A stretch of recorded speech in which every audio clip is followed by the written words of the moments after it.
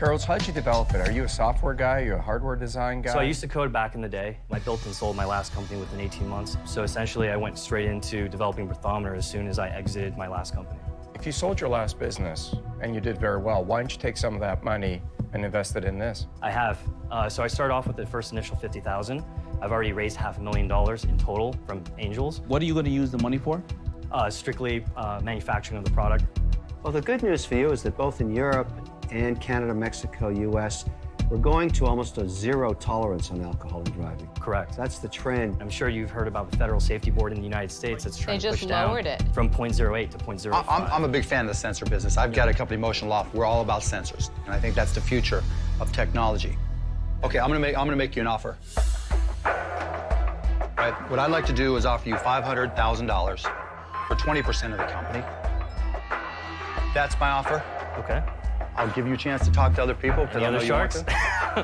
Mark, would you let me go in with you? No. And handle the retail end? This is not real. I'm not worried about the retail. That's just like a smidgen versus the long-term benefit. I'll give you $250,000 for 15%. You wouldn't have to lose that much equity then. That's not bad. Okay. It's much less dilutive than Mark's 20%. Okay. And not nearly as much cash. So just to open up the funding channel of communication, so the whole idea within the next 60 days is to close a full $1 million round from the angels back in Silicon Valley. So what I'm proposing is I'm more than willing to open up the round, potentially involve more than just one shark, because I think there's an incredible amount of value here. Why don't you let the sharks do the whole round? That's what I'm proposing. I don't want to work with the other sharks.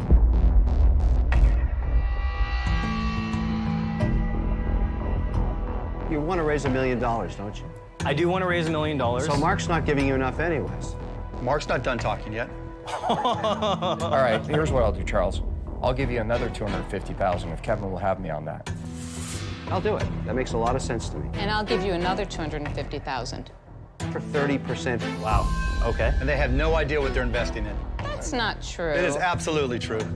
So you've got $750, 3 times what you asked for today, Right. for 30%. Right. Very smart. I like to surround myself with people much smarter than me. That's why I have a challenge being up here. Thank you very much. I want to. think I want to match what you're offering. $250,000, unlimited manufacturing. Okay. 10%. And you wouldn't want to partake in the groups? I've tried to get these 3 bobos together at breakfast one day, and it's hard. You know, it's like we don't need all these people. Right now, we can't agree. We've got 3, maybe 1. No, I think we could agree, Kevin. That's a blast from the past, by the way. Look at Mark Cuban. Yeah, that's from 2013. So I want to give a couple quick updates, and I want to hear your analysis. Well, no. I want to hear some analysis first, and then we'll do some updates. I did pull up their patent. Okay, they had a patent application. And this might hint at what happened here. Eventually it was abandoned. They never actually got to issuance. It was assigned to a company that we now in 2023 know of as Silicon Valley Bank. And so it's been under in 2023. But they actually, I'll go ahead and share. The FTC laid their foot down really heavy. They had to offer full refunds for inaccurate smartphone breathalyzer. Brutal, rigorous testing. Which this is, the Mark Cuban backed digital health startup. All sharks got in on it. They had to.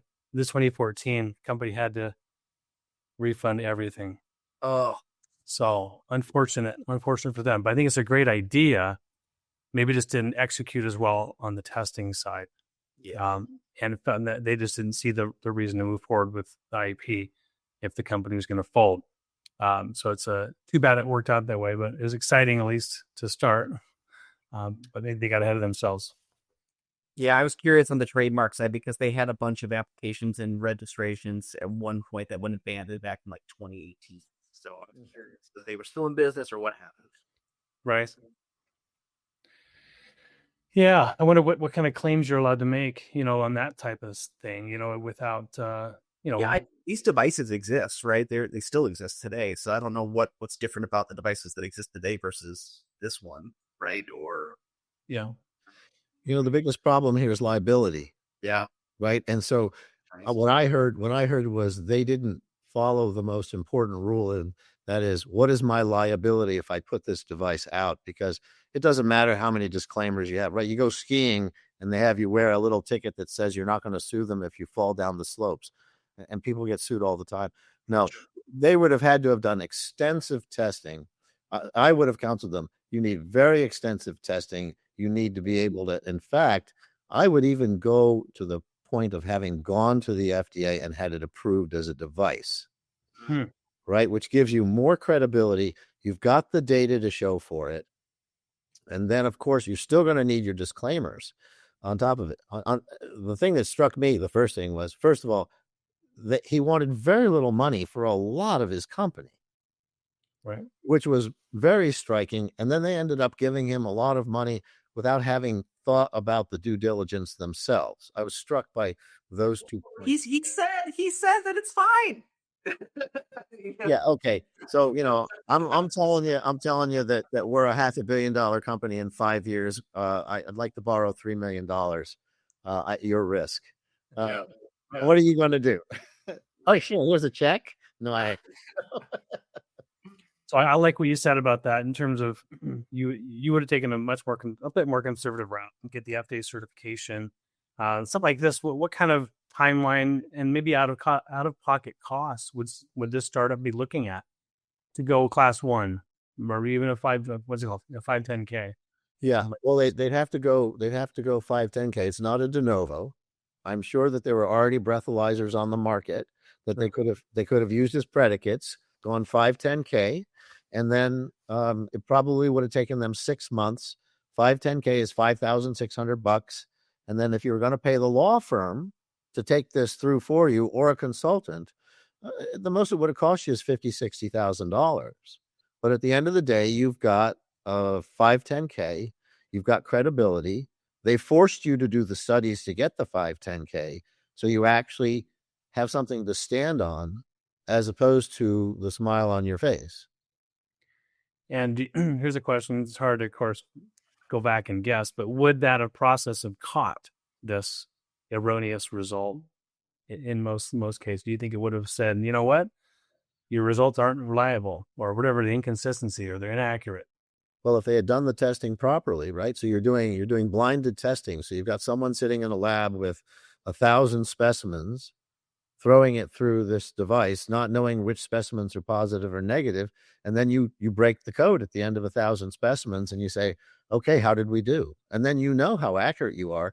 And then you would set a variance. So for instance, for our device, we set a variance of less than 3%, which is an industry standard.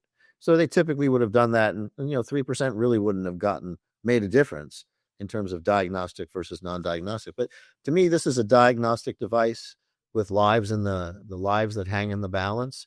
You go the extra step to make sure you win.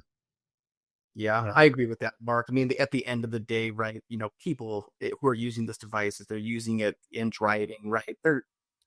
You and I both know those folks. They're going to be right at the edge, right? And you don't want people right at the edge using your device, getting in the car, right? Yeah.